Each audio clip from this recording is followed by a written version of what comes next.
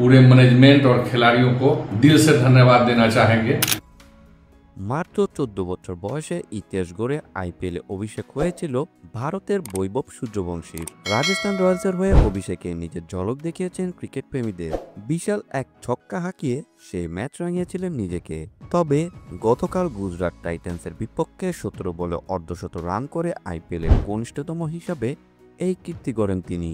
এরপর রিশাদ খানকে ছক্কা মেরে আইপিএলের ইতিহাসে দ্বিতীয় দ্রুততম সেঞ্চুরি করেন বৈভব। মাত্র 35 বলে সেঞ্চুরি করেন তিনি, যা ভারতীয়দের মধ্যে রেকর্ড। বৈভবের চেয়ে কম বল খেলে সেঞ্চুরি আছে শুধু ক্রিস গেইলের, যিনি 2013 সালে পুনে ওয়ারিয়ার্সের বিপক্ষে 23 বলে সেঞ্চুরি করেছিলেন।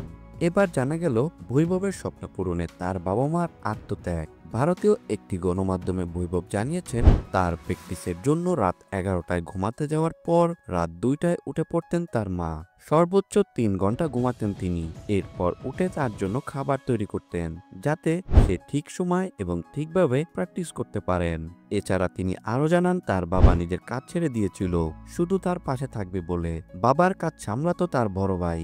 অনেক কষ্টে সংসার চললেও বাবা তাকে সবসময় উৎসাহ দিত।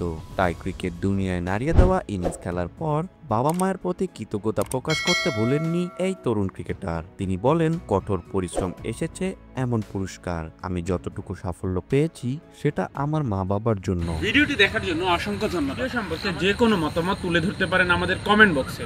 এছাড়াও আমাদের চ্যানেলটি সাবস্ক্রাইব করে আমাদের সাথেই থাকুন। ধন্যবাদ।